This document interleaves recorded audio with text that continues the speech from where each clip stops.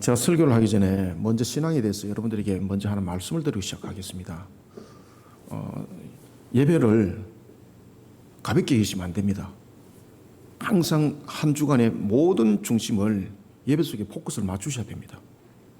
예배는 시간이 되기 때문에 오는 것이 아닙니다. 아시겠습니까? 이 개념을 완전히 바꾸셔야 됩니다.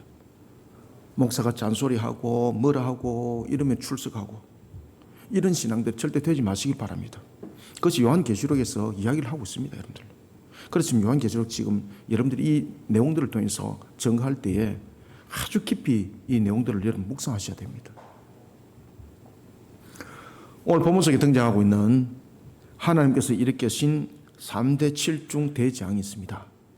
3대 7중 대장은 이 내용 속에서도 이제 전개되어지고 있습니다만은 이 3대 7중 대장이라는 것은 사건을 말하고 있습니다. 그리고 대장이라는 것이 나타나고 있는 것처럼 환란이 이 속에 있다는 것입니다. 그러면 이 3대 7중 대장은 왜 성경에서 이야기를 하고 있는가? 그러면서 이 3대 7중 대장에서 이야기를 하고 있는 것은 이 재앙을 하나님께서 주관하신다는 것이죠. 특히 인해재앙, 나팔재앙, 대접재앙이 있습니다. 이런 3대 7중 대재앙은 어떤 이유 때문에 이 재앙이 필요한가? 요한계시록은 거기에 대해서 우리에게 확실하게 조언을 해주고 있습니다. 바로 하나님께서 구원하시기로 예정한 자를 부르는 것에 있어서 필요한 수단이고, 또 하나는 하나님께서 심판시로 예정한 자를 향한 하나님의 강력함이다. 이것이 바로 3대 7중 대재앙이 우리 속에 증거를 하고 있습니다.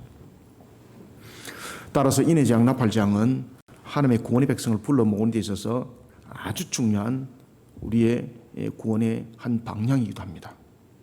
하나님께서는 이런 구원의 백성에 대해서 좀 더 구체적으로 설명하는 상징적 숫자가 있습니다.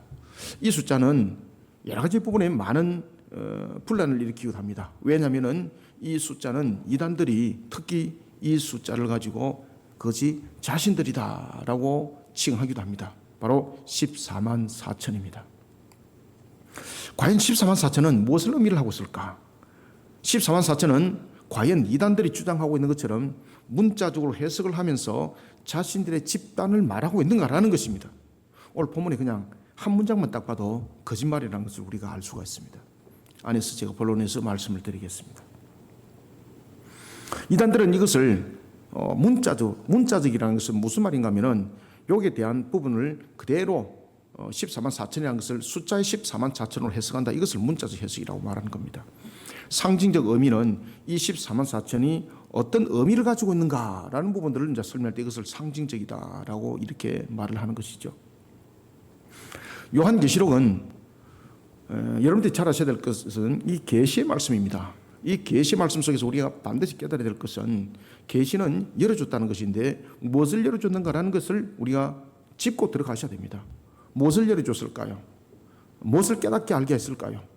계시라는 것은 바로 하나님께서 천지 만물을 창조하시고 그리고 인간이 죄를 범함으로 인하여서 나타났던 그 결과, 창세기 3장 15절에서 하나님께서 예언의 후손을 통해서 우리의 구원과 사탄을 심판할 것을 언약하셨습니다. 그 창세기 3장 15절에 그 언약이 예언서를 통해서 그리고 또한 밝혀준 그 예언서가 역사 속에서 어떻게 실현될 것인지를 우리에게 열어준 것이 바로 계시입니다. 그러니 이 계시는 사탄의 무리를 향해서 어떤 하나의 화해도 없는 것이 강력함이 바로 요한계시록입니다. 그리고 14만 4천입니다. 이 사탄들의 집단의 무리를 이루고 있는 이단들이 이 14만 4천을 가지고 접근할 수 있는 요소는 아무것도 없습니다. 전혀 관계되지 않고 있습니다. 그러나 그럼에도 불구하고 그들은 왜 이 14만 4천을 가지고 그들은 이야기를 하고 있을까? 그래서 우리가 마귀의 속이는 영에 의하여서 쉽게 말하면 우리가 마약에 도취된 자들은 그 마약 속의 힘을 가지고 마치 그것이 실현인 것처럼 그들은 착각을 하고 살아가는 것이죠. 그와 같은 똑같은 효력입니다.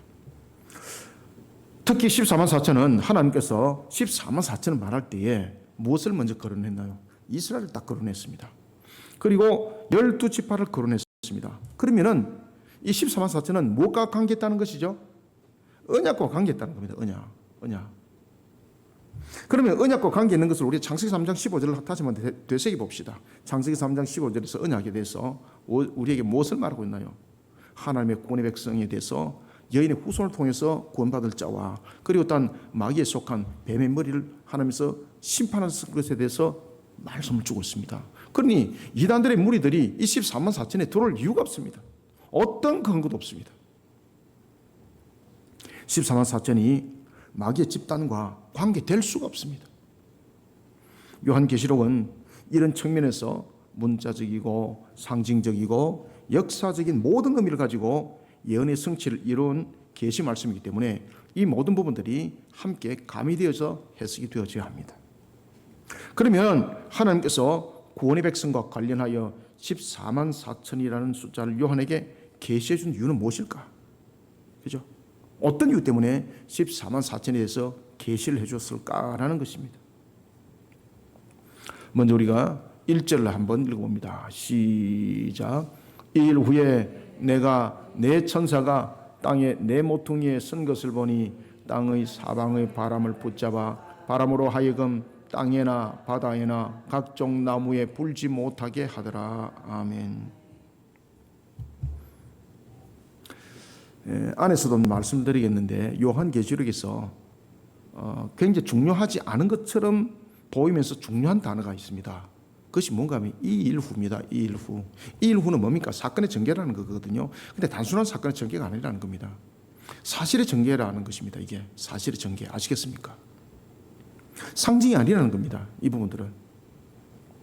우리는 먼저 14만 4천은 무엇을 말하고 있을까?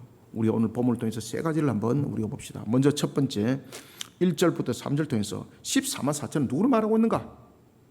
먼저 1절부터 3절의 이야기를 하고 있습니다. 14만 4천은 누군가? 하나님으로부터 인침을 받은 택한 백성이라는 거예요. 하나님으로부터 인침을 받은 택한 백성으로서 구원의 반열에 세워진 자입니다. 어떤 자라고요? 구원의 반열에 세워진 자. 그리고 하나님의 은혜 가운데 부름을 받았을 뿐만 아니라 하나님의 종으로 세워진 자를 14만 4천이라고 말하고 있습니다. 이것을 잊지 마시길 바랍니다. 계시록에서 앞에도 제가 말씀드렸던 것처럼 이 일 후에라는 것은 단순한 시간적 전환을 말하고 있지 않습니다. 이것은 단순한 사건 또한 전환을 말하고 있지 않습니다. 하나님께서 계획하신 것을 다 이루시고 그리고 하나님께서 그 뜻을 성취하기 위해서 계속 일들이 진행됩니다. 이 뜻입니다. 이게. 그러니 이 일 후라는 것은 자연적인 시간이 흘렀습니다. 또는 무슨 우발적인 사건이 나타났습니다. 이런 것이 아닙니다. 이 모든 부분들이 하나님의 계획 속에서 일어나고 있다는 겁니다. 그래서 이 일 후라는 것은 바로 하나님께서 모든 것을 주관하고 계십니다. 여러분, 이 일 후라는 것은 앞에 있는 사건을 말하고 있는데 바로 여섯 번째 인의 재앙을 말하고 있습니다. 여섯 번째 인의 재앙 속에서는 어떤 역사가 일어났나요? 놀라울 사건들이 일어났습니다.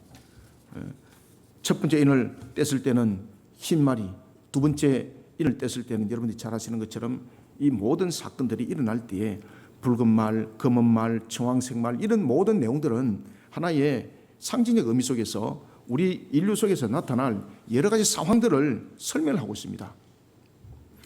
그러면서 여섯 번째 인을 뗐을 때는 어떤 상황들이 일어나게 되는가 하면은 마치 지구가 최종 종말이 일어나는 것처럼 사람들이 그것을 느끼게 되는 겁니다. 어디? 하늘과 바다와 땅에서 그런 사건들이 일어나는 겁니다. 여섯 번째 인을 뗐을 때는 하늘은 해가 마치 검은 상복을 입은 것처럼 됐다 그랬습니다. 이 검은 상복을 입었다는 것은 여러분 단순하게 그냥 해가 가렸다는 뜻이 아닙니다. 여러분들 해가 가리게 되면은 우리 속에 어떤 역사가 일어나는, 우리 환경 속에서 어떤 역사가 일어납니까? 온도가 급감해지고 여러 가지 부분에서 가장 우리에게 나타나고 있는 그 부분에서 우리의 삶이 파괴돼 버립니다. 그 다음에 달이 붉은 핏빛이라고 그랬습니다. 붉은 핏빛이라는 것은 달이 지금 있는 상태에서 굉장히 지구의 근접한 거리로 왔다는 것입니다. 그럼 이 속에서 무슨 일이 일어날까요, 여러분들요? 바로 밀물과 설물에 대한 간만의 차이가 완전히 뒤바뀌어져 버립니다. 아시겠습니까? 이 단순하게 보시면 안 됩니다. 그 다음에 하늘에서 별이 떨어졌다 그랬습니다. 하늘에서 별이 떨어지는 것이 그저 여러분들이 낙엽이 떨어지시, 야, 저거 아름답네, 이게 아닙니다. 하늘에 별이 떨어져서 이 지구를 강탈해 버리는 거죠. 그럼 그 속에서 어떤 일이 납니까? 혼란과 혼란이 일어나는 거죠. 그때에 임금들과 라는 권세자들, 그리고 권력자들, 그리고 종교 지도자들, 우상 숭배자들, 이단들의 세력들이 어디로 숨었습니까? 바위 틈으로 숨고 굴에 숨고. 왜? 야, 이 살아나야 되겠다. 그런데 그들에게 대해서 피할 길이 없더라. 그러니까 이 일을 후라는 것은 바로 이와 같이 강력한 6번째 인의 재앙이 마친 후에, 다시 말하면 하나님께서 모든 것을 계획을 실현하시고, 그리고 7번째 인의 재앙이 일어나기 전에 하나님께서 14만 4천에 대해서 이야기를 하는 거예요. 내가 왜 이런 재앙을 일으키느냐? 지금 그것을 설명하고 있는 거예요. 지금 7번째 인이 전개되기 전에 하나님께서 인의 재앙을 실행하고 있는 이유가 어디 있는지 계시해주고 있습니다. 그것이 바로 오늘 본문의 7장입니다. 모퉁이로부터 불어오는 재앙의 바람을 붙잡고 있는 네 천사, 그들 향해서 하나님께서 명령합니다. 땅이나 바다이나 각종 나무에 불지 못하게 하라. 하나님 주관하심이죠. 그리고 또 하나는 하나님의 종들의 이마에 인치기까지 땅이나 바다나 나무를 해하지 말라. 또 명령하고 있습니다. 특히 오늘 본문에 등장하고 있는 2절과 3절을 주목해 보십시오. 2절과 3절에 보면은 인이라는 단어가 딱 등장합니다. 여러분, 인은 무엇입니까? 도장이거든요. 도장을 찍었다는 것은 소유권에 대해서 확정됐던 것을 말하고 있습니다.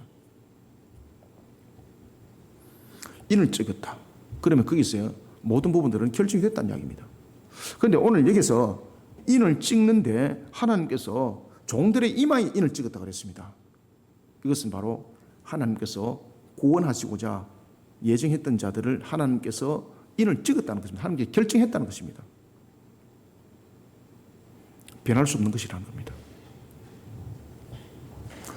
하나님의 종들의 이마에 인을 친다라는 것은 하나님께서 구원하시기로 예정한 자가 구원의 반열에 들어선 것을 말합니다. 이런 측면에서 땅, 바다, 각종 나무를 해하지 말도록 한 이유가 계시됩니다.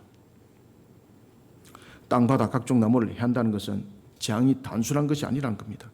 삶의 터전이 무너지는 것이고 생명으로 직접 연결된다는 것입니다. 그것을 계시하고 있습니다. 그러니 땅과 그리고 바다와 각종 나무에 바람이 불지 못하도록 그것을 멈추고 있는 것은 하나님께서 지금 최종 심판에 대해서 그것을 지연시키고 있습니다. 왜? 무슨 이유 때문에? 하나님께서 구원하시고자 예정한 자를 불러 모으는 그 마지막 수를 불러 모으는 때가 아직 남았기 때문입니다. 그러니 이 14만 4천은 바로 예정된 자의 개수라는 겁니다. 이것은 숫자가 아니라 바로 상징적 의미를 가지고 있다는 것입니다. 이것을 천사들에게 명시시키고 있습니다. 1절부터 3절을 읽습니다. 시작. 일 후에 내가 내 천사가 땅 내 모퉁이에 선 것을 보니 땅의 사방의 바람을 붙잡아 바람으로 하여금 땅에나 바다에나 각종 나무에 불지 못하게 하더라. 또 봄에 다른 천사가 살아계신 하나님의 인을 가지고 해 돋는 데로부터 올라와서 땅과 바다를 해롭게 할 권세를 받은 내 천사를 향하여 큰 소리로 외쳐 이르되 우리가 우리 하나님의 종들의 이마에 인치기까지 땅이나 바다나 나무를 해하지 말라 하더라. 아멘. 여러분, 여기서 또 하나 여러분들 아셔야 될 것은 구원은 사람의 행위로 일어나지 않습니다. 지금 여기서 하나님께서 인을 쳤다는 것은 하나님께서 인을 친 거거든요. 이건 무엇을 말할까요? 구원은 그 사람의 자격으로 되는 것이 아니라는 겁니다. 하나님께서 일방적으로 인을 친 것이죠. 다시 말하면 구원은 하나님의 전적인 은혜로 말미암습니다 라는 것이 이마에 인친 것입니다. 이마에 인을 쳤다는 것은 그가 나의 소유가 되었다는 것입니다. 내가 그의 소유권자라는 뜻입니다. 우리가 등기를 등록할 때도 등기를 등록하는 사람에게 권한이 있습니다. 그죠? 그 사람이 그것을 값주고 샀기 때문에 도장을 찍었고 그 속에 자신이 소유권이 되는 겁니다. 사람도 마찬가지입니다. 구원에 관한 것들이 바로 이와 같이 자신의 어떤 능력으로 자신의 어떤 권세로서 우리가 구원을 받았다면 하나님께서 인을 치지 않습니다. 왜 그런가 아십니까? 그 사람 자생적인 모습으로 모든 것에 구원을 이루었는데 왜 하나님 인을 치느냐 말입니다. 지금 하나님께서 인을 쳤다는 것은 우리의 사람의 능력으로 우리의 어떤 행위로 구원은 이루어지지 않는다는 뜻입니다. 우리가 땅을 매매할 때와 똑같습니다. 그래서 인을 쳤다는 것은 내가 그 값을 줬다는 뜻입니다. 아시겠습니까? 누가? 하나님이 우리의 구원을 위해서 그 값을 내어놓았다는 뜻입니다. 그래서 인을 친다는 거예요. 내가 그 소유, 우리를 구원을 위해서 하나님이 우리 그 값을 대신했다는 뜻입니다. 그래서 인을 쳤다는 거예요. 하나님의 전적인 은혜로 구원은 이루어진다는 겁니다. 그러니 여러분들 로마 가톨릭에서 행위론 구원을 가르치고 있고 여러 이단들이 엉뚱한 소리 하고 있는데 안 맞다는 거예요. 여러분들. 그렇죠. 요한계시록을 우리가 한 절 한 절만 똑바로 보면은 여러분들 그들이 얼마나 엉터리를 가르치고 있는지 백일하게 다 드러나고 있습니다. 인쳤다는 것은 내가 값을 지불했다는 뜻이에요. 여러분들요. 그 사람의 행위로 그것이 구원이 이루어지지 않다는 이야기입니다. 그 사람의 행위로서 구원이 이루어졌고 그 사람의 능력으로 구원이 이루어졌다면 하나님께서 인을 치면 안 돼요. 여러분들요. 왜냐하면 그 사람이 행위로 구원을 받았는데 하나님께서 인을 쳤다는 것은 하나님께서 오히려 그거를 착복했다는 뜻이에요. 갈취했다는 뜻이에요. 잘못했다는 뜻이에요. 인을 쳤다는 것은 그 사람의 능력으로서는 어떤 구원을 또 일어나지 않는다는 겁니다. 왜? 죄인이 죄인을 스스로 구원하지 못하지 않습니까? 맹인이 맹인을 인도하지 못하지 않습니까? 똑같습니다. 인을 쳤다.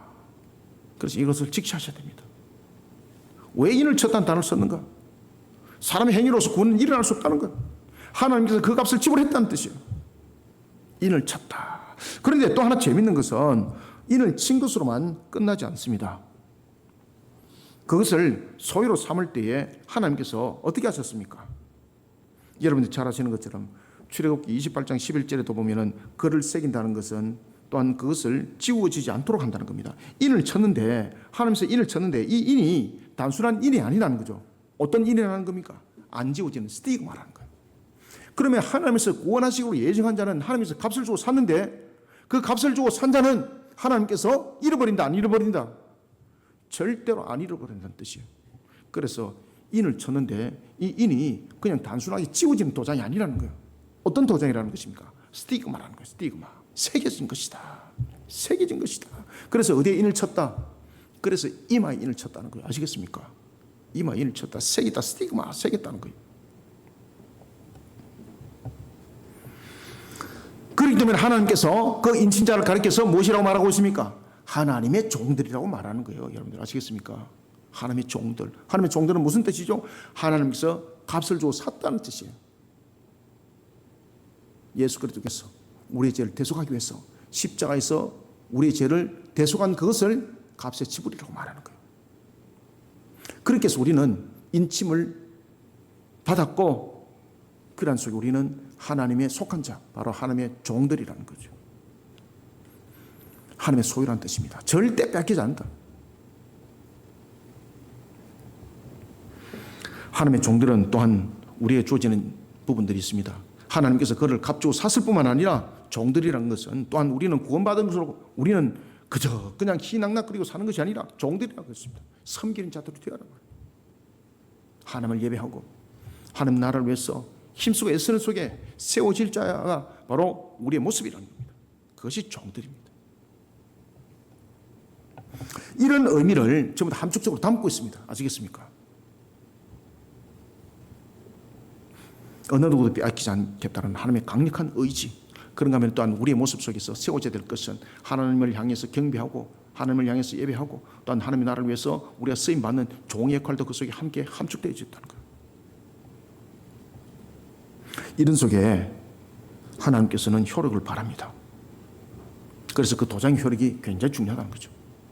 마치 에스라 3장 12절에도 그 하만에 대한 부분들에 대한 내용들도 나타나죠. 그죠? 도장을 탁 쳤을 때 그 효력은 지울 수 없는 거죠. 만왕의 왕이신 하나님께서 우리를 그렇게 구원하셨다는 겁니다. 따라서 14만 4천은 하나님으로부터 인침을 받은 택한 백성으로서 구원의 반열에 세워진 자요 하나님의 은혜 가운데에 분을 받았을 뿐만 아니라 종으로 세워진 자라는 것을 잊지 마시길 바랍니다. 이것이 14만 4천의 첫 번째 출발점이 되어야 합니다. 그러면은 두 번째는 14만 4천이 우리를 향해서 무엇을 계시해 주고 있는가? 14만 4천은 과연 무엇을 말하고 있는가? 4절을 함께 읽어봅니다. 시작. 내가 인침을 받은 자의 수를 들으니 이스라엘 자손의 각 지파 중에서 인침을 받은 자들이 14만 4천이니 아멘. 자, 이제는 여러분들이 여기서 주목을 해야 됩니다. 14만 4천이 이제 등장했습니다. 그런데 14만 4천을 이야기를 할 때에 자 보십시오. 인침을 받은 자라 그랬습니다. 인침을 받은 자는 제가 앞에서 어떤 뜻인지 이미 말씀드렸습니다. 그런데 이 인침을 받은 자들이 뭔가 하면은 이스라엘이 나왔습니다. 이스라엘이. 그래서 이것이 창세기 3장 15절로 전부 다 넘어가셔야 됩니다. 창세기 3장 15절, 그 다음에 창세기 12장 다 넘어오셔야 됩니다. 요한계시록 이 하나만 가지고 여러분 해석하면 안 돼요, 여러분들요. 14만 4천을 그렇게 해석하면 안 된다는 뜻이에요. 14만 4천을 해석하려면 창세기부터 시작해야 된다는 거예요. 왜냐하면 그 내용들 전부 다 담고 있다는 뜻이에요. 그래서 하나님께서 요한에게 계시 알게 하는 거예요. 14만 4천이 무엇인가?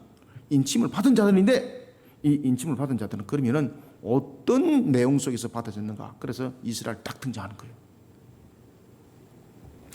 자, 두 번째는 14만 4천은 무엇인가? 4절이 증가합니다. 14만 4천은 종말과 함께 멸망당할 자가 아니라 심판으로부터 분리된 하나님의 나라를 기업으로 물려받은 언약 백성이라는 것을 잊지 마시길 바랍니다. 14만 4천이 누구라고요? 언약 백성이에요. 언약 백성. 언약 백성. 이단들이 아니에요, 여러분들요. 언약 백성이에요. 그래서 창세기 3장 15절부터 넘어오면서 창세기 12장을 반드시 보셔야 돼요, 여러분들. 이스라엘이 등장했기 때문에. 그 다음에 누구의 언약을 또 아파야 되는가요? 야곱에 대한 내용들을 여러분 읽어보셔야 되는 거예요. 야복강 나루테 사건들을 기억하셔야 되는 거예요. 하나님께서는 구원할 자와 관련해 두 가지를 말씀합니다. 첫 번째는 이스라엘 자손의 각 지파 중에서라고 말합니다. 그죠? 다른 데서 아니죠? 이스라엘 자손의 각 지파 중에서 인침을 받은 자들이라고 말합니다. 그러면은 이스라엘이라는 이름은 어디서 만들어졌나요? 그거 찾아가셔야 되는 거예요. 그 원인을.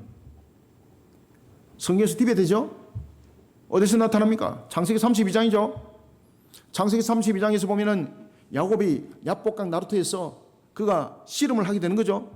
그때 하나님께서 그에게 이스라엘아 너는 이름을 이스라엘아 하여라 라고 말씀을 줍니다. 그것이 바로 창세기 32장 28절입니다. 이스라엘은 무슨 뜻입니까? 하나님과 더불어서 강하게 된 자입니다. 자기 스스로 강한 자가 아니고 하나님과 더불어서 강하게 된 자라는 뜻이 이스라엘이에요. 이스라엘 자손의 각 지파 중에서라고 또 말씀합니다.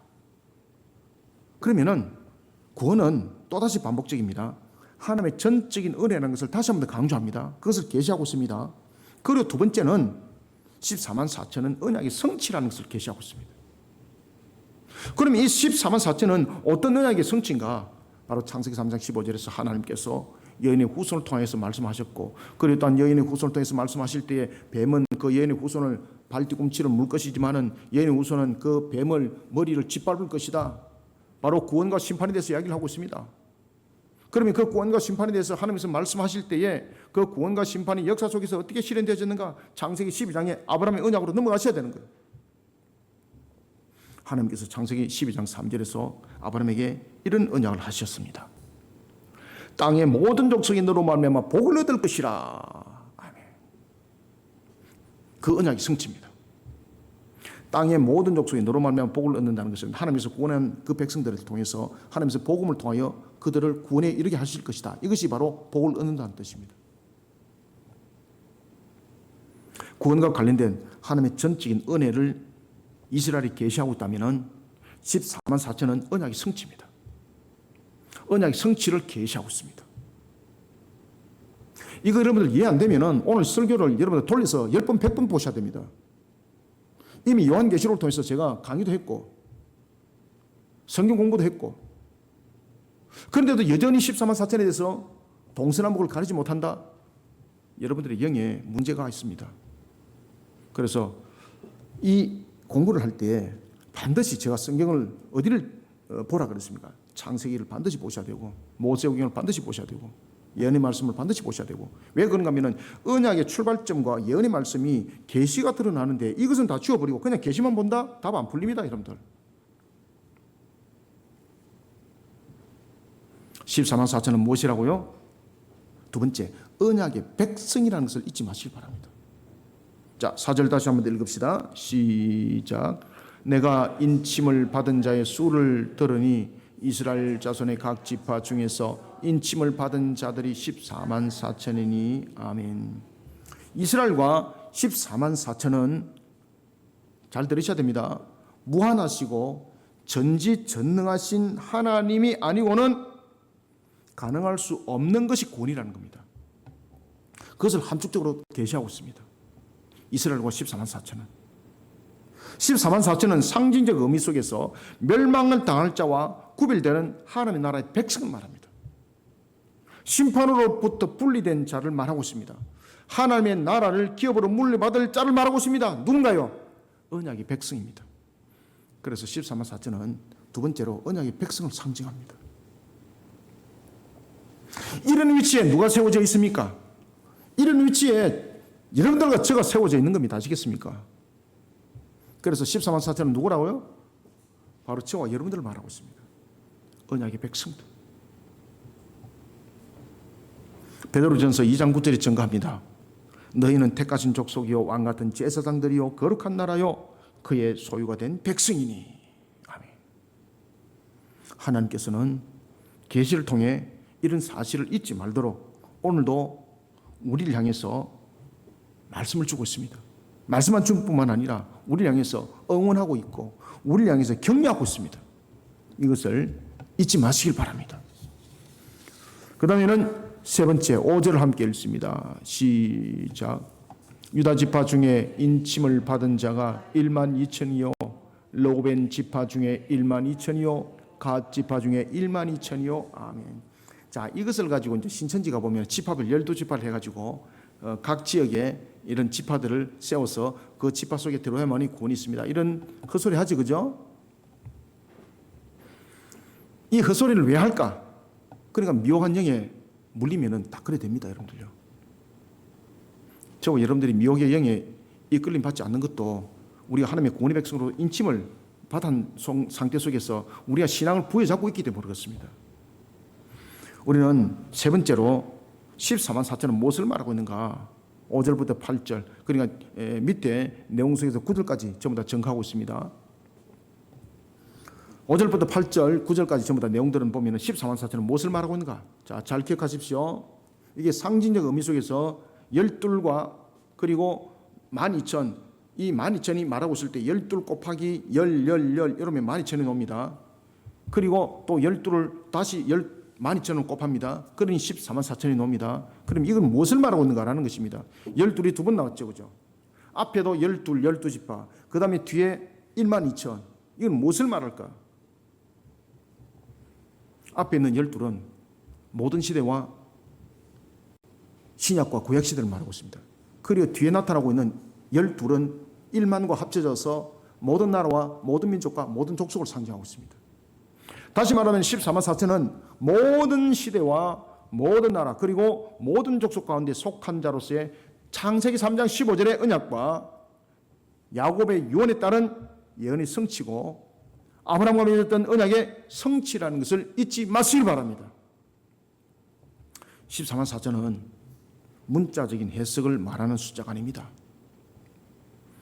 구원의 반열에 세워진 자를 의미를 하고 있는 상징적 숫자입니다. 히브리인들이 가지고 있는 이 숫자 개념을 반드시 알고 가셔야 됩니다. 히브리인들은 1에 대해서는 대표성, 2에 대해서는 정인, 3은 하늘, 하나님, 그죠? 하늘 삼천천, 4는 동서남북 방향, 그리고 4는 방향을 가진 것은 땅입니다. 그죠? 지정된 장소가 있으니까 동서남북은 있는 겁니다. 공간 속에서는 동서남북이라는 게 없는 겁니다. 방향이라는 것은 이런 하나의 디디는 땅이 있기 때문에 방향이 설정이 되는 겁니다. 4, 동서남북, 방향. 그 다음에 4는 우리가 기억하는 곳 땅. 사람은 하나님께서 무엇으로 창조했나요? 헐. 그래서 4는 사람. 5는 절반. 6은 충만한 숫자 부분에 대해서 완전수죠, 그죠? 충만한 숫자와 이 모든 부분들과 비교가 됩니다. 1이라는 것은 완전수인데 7이라는 것은 완전수인데 이 완전수는 왜 완전수인가 하면은 하늘과 땅을 전부 합친 숫자입니다. 3과 하늘, 땅, 4 이것을 합쳐서 7입니다. 그래서 이 7을 완전수라고 말하고 있고, 그리고 언약에 대해서 항상 이야기할 때 7이라는 완전수와 그리고 12이라는 최대의 숫자, 이 부분들, 그 다음에 10이라는 충만한 숫자, 이 세 가지가 함께 늘 연결됩니다.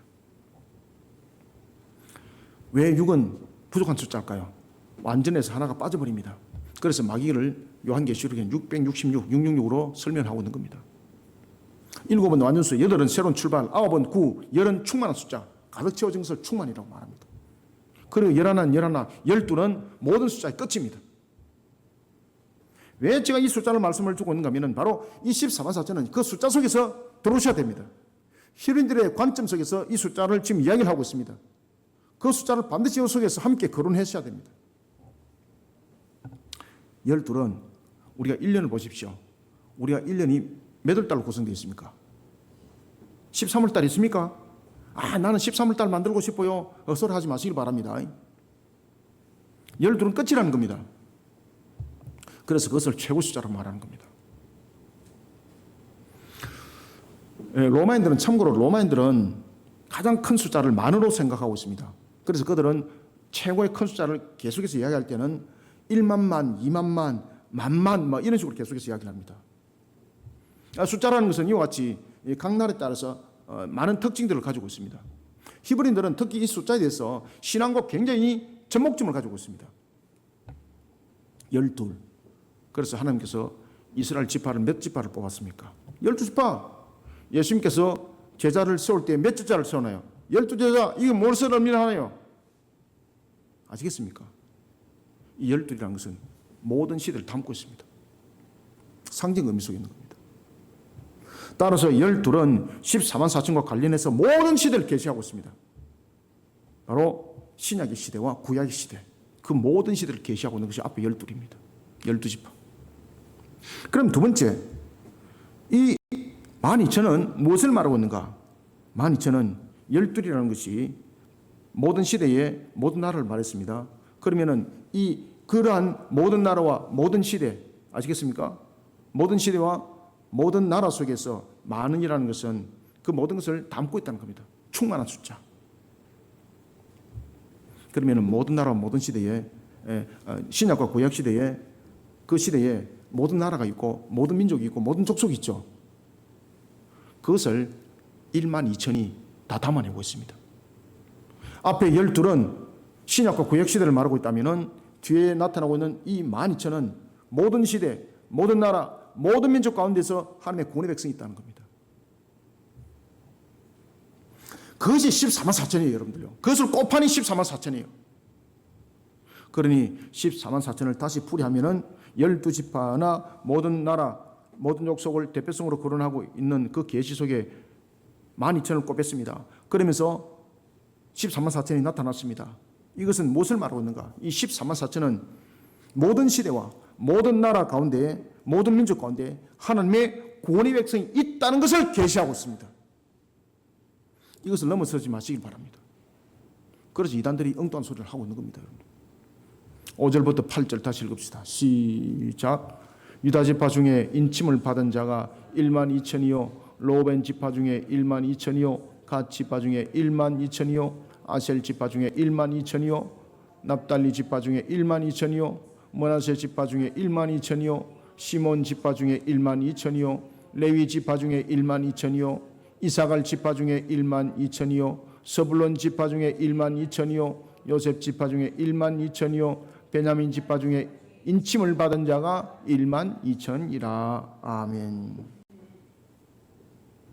인의 재앙과 나팔 재앙은 모든 시대, 모든 나라, 모든 족속 가운데 있는 구원의 백성을 부르기 위한 하나님의 방편이라는 것을 가르쳐주고 있습니다.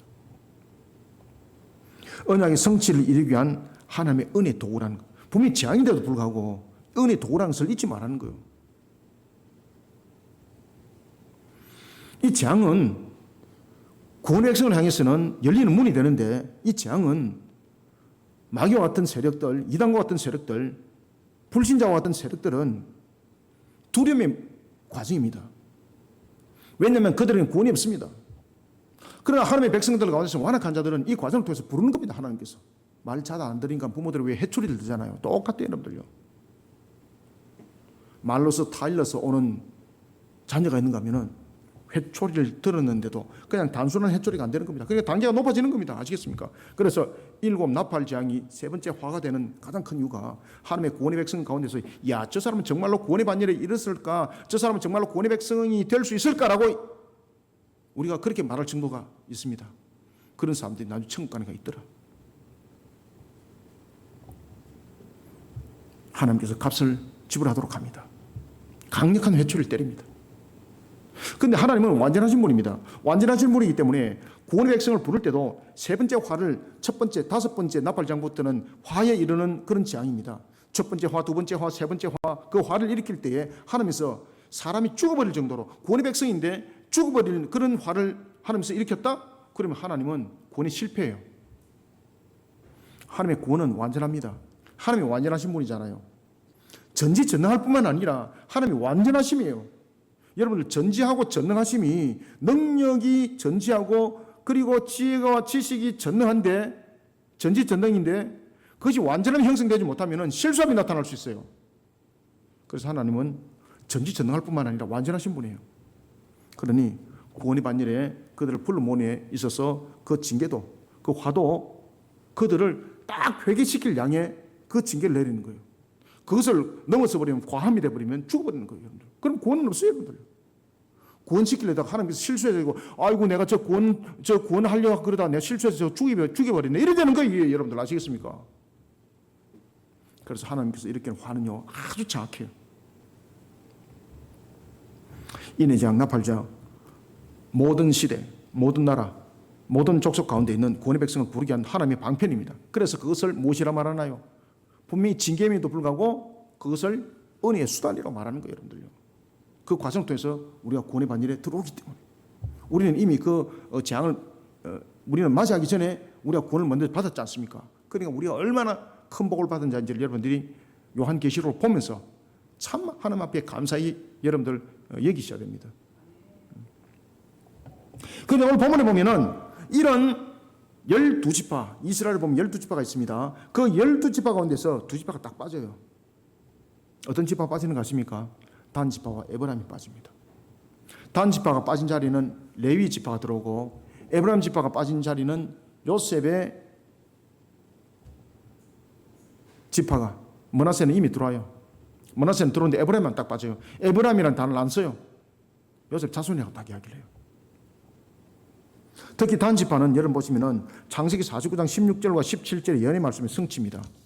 이런 단 지파는 이스라엘의 한 지파 가운데서 하나님으로부터 심판에 대한 예언이 창세기 49장에 요셉의 야곱의 입을 통해서 예언되집니다.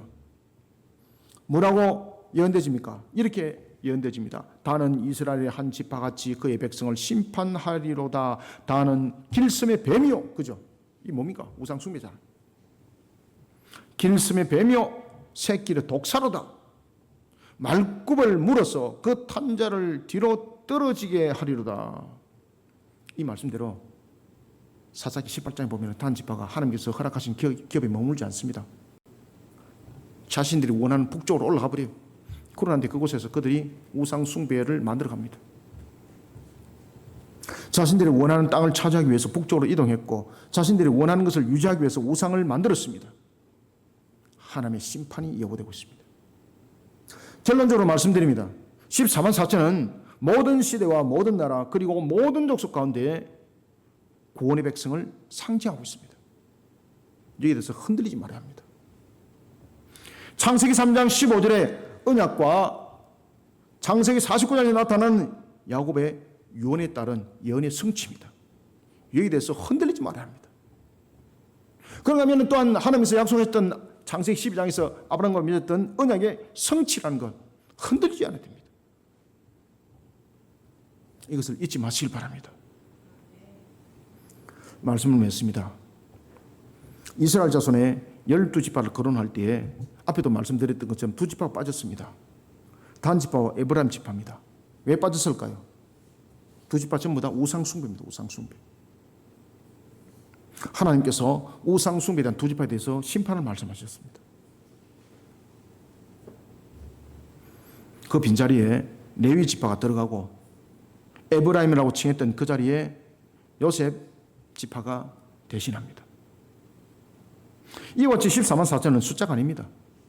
하나님께서 구원하시기로 예정한 자에 대한 언약의 성취에 따른 계시를 말하고 있습니다. 그러니까 이것을 계시하여서 우리에게 알겠는데 우리는 이것을 덮어버리는 흑암으로 살아가고 있다니 참으로 얼마나 안타까운지 모르겠습니다. 사랑하는 성도 여러분, 14만 4천은 하나님으로부터 인침을 받은 자들입니다.